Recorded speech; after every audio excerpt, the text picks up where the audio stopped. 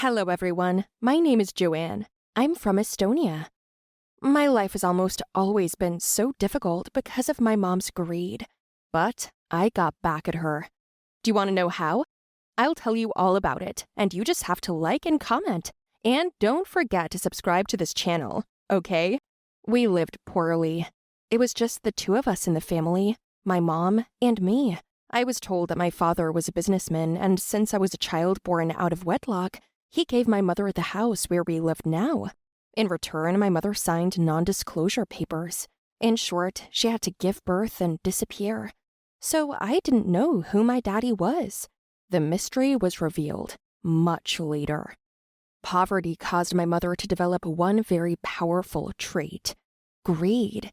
She economized on everything and was greedy about everything, even for herself, not to mention me. Joanne, turn off the lights behind you. Wash less. Turn off the water. Save money.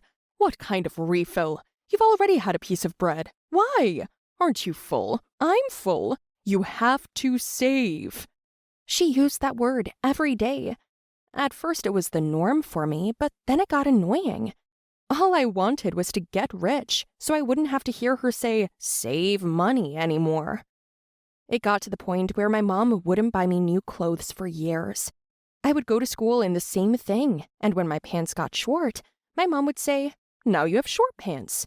And if the thing ripped, it would be stitched up and healed until the t-shirt looked like one big stitched lump. The other kids laughed at me, especially the elite of the class, Sophia and Matilda. These girls had grown up in luxury, and they especially despised me. Ugh, it stinks of poverty. Looks like Joanne is here, they'd say, and they'd roar.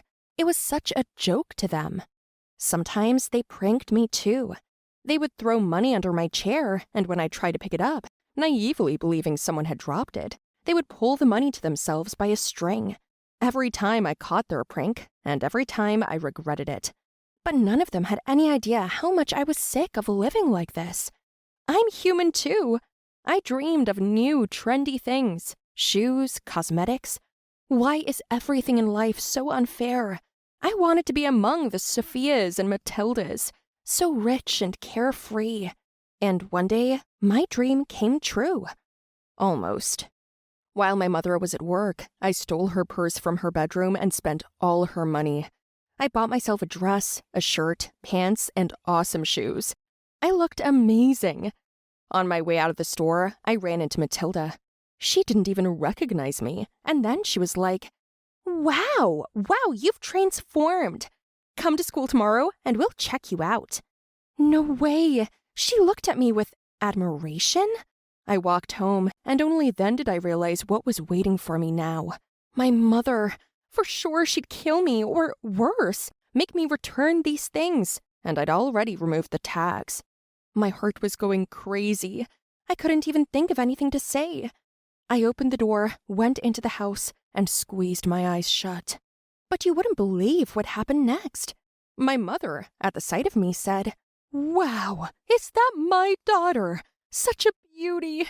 Those things look incredible on you. Beautiful. I even had to pinch myself to make sure I wasn't dreaming. Then some man in a suit came out of the kitchen. He and my mother said goodbye, and I was surprised. We hadn't had visitors in years. Mom walked me into the kitchen, and there were so many goodies on the table. Meat pie, chicken, fruit, salads, and even chocolate. Wow, Mom, what's this?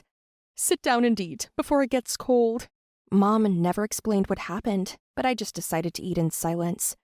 After dinner, she surprised me even more. She gave me my first smartphone. I squealed with happiness. I couldn't believe that she was so pleased. Mom, it's so expensive. We can afford it now, so use it. She looked happy, and I was happy with her. Things got cooler from there. I got a lot of compliments at school, and Sophia and Matilda immediately accepted me into their entourage. I started sitting at lunch with them and riding in their car after school. I couldn't believe my life had changed so much. Maybe I should have bought myself some new clothes a long time ago. On one of those walks, Matilda asked a question. Is it true that your dad's a big businessman? I don't know. I don't know who my dad is. There's an article on the internet. It has your name and even a picture of you. What? There was a picture of me, and not in a good way. The article said that I was now the heiress to the good fortune of a deceased businessman. He had bequeathed a handsome sum to his illegitimate child. This news almost made me burst. I ran home and realized that my mother knew already. That's why she was being so generous. She had decided to spend my money. This news almost made me burst. I ran home and realized that my mother knew already. That's why she was being so generous to me. She had decided to spend my money. She greeted me kindly and contentedly again. After dinner, I told her I was aware of the inheritance. Yes, I was just about to talk to you about it. Since you're already getting so much money, let's not waste it. Let me put it somewhere so I don't just spend it. Why not spend it? Where do you want to put it? It just makes more sense to pay off your debts and put your money to work. If you get married, your husband can claim something. And if I take everything into my name, he can't. Is that what you're thinking about? Me? What? For the first time, I bought something for myself and you're already counting my money? And anyway, I promised the girls I'd throw a party. I rented a club and put the account in my name. So Mom, let me decide how to handle it. My mom freaked out and started yelling, but I wouldn't even listen. I would have helped her with money and bought her whatever she wanted, but she wanted to take everything from me, and I know she would have started saving for everything again. Mom was only kind these days because I was the only one who could give her the money, and there was no way she could go without my presence and signature. She took offense then and decided not to talk to me. The next day I went shopping. Everywhere journalists were following me, taking pictures. I even liked it. I became popular, and the girls got even more attracted to me. I then met a guy named Robin, and we started dating almost immediately. And then came the day when I was invited to my father's office to pick up the other 90% of my inheritance. I had already figured out what dresses I was going to buy myself with it. But there was one problem. The lawyers asked for my passport, and my mom had it. I went home with my boyfriend and the girls to get it, but my mom wouldn't give it to me. I grabbed for it. "Give it back! It's mine!" I yelled, but my mom resisted. We were pulling it from side to side. I was afraid I was going to tear it and let go. Then Mom fell to the floor. Mom, are you okay?" Mom cried. "Don't touch me. If you want to spend it all, keep it. Spend it all, but then don't whine. I meant well." "Get your passport and let's go."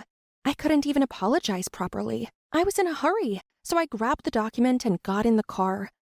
Mom didn't even look back, but Robin immediately kissed me and told me I was doing good. "You're just standing up for what's yours. What's wrong with that? The money is yours by right, and only you decide how to use it." That phrase made me feel a little better. The guys brought me to the place. I went in there to get the money, but the lawyer informed me that there were 5 more children born out of wedlock, and according to the will, the money had to be divided among all the children born out of wedlock in equal shares. What the hell? No one warned me. What if they're crooks? But they immediately showed me the real DNA test results. We were all half brothers and sisters. I had never been so aggravated. Thus, I didn't get what I expected at all. There was no limit to my frustration. Sophia and Matilda hummed and left. Robin was the only one left with me. He offered to let me go out for a while. We got into his old car and were going to drive to the Gulf of Finland to cheer him up. When I stopped at the gas station, I went to the bathroom, and when I came out, there was no Robin, no bag of money, and no phone. I couldn't believe this asshole had done this to me. He just stole my money and took off. Of course, I just realized that I didn't actually know anything about him, that I started dating right away, and I didn't even know his last name. How could I have been so irresponsible? And what about Sophia and Matilda? Well, at least they never boiled down and made no secret of the fact that they only hung out with people who had money. What can't be said about me? I hurt my mother. I abandoned her. I pushed her. And I also wanted to spend all my money on anything other than school, debts. After all, we could have taken another house on a mortgage. But no, I chose to spend my money left, right, and center. At least I was able to cancel the party at the club. I then sat in the middle of the road and cried, not knowing what to do next. How was I going to call my mom and ask her for help? But after an hour, I realized there was no way I was getting out of here.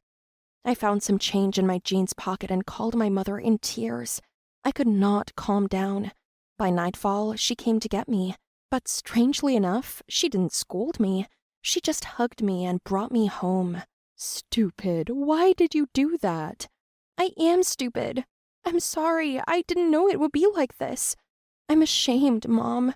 That's okay. This money is someone else's anyway. And we've been living, and we'll still be living. But how? I've spent a fortune on my own stuff. I'll think of something. We almost lost each other because of that money.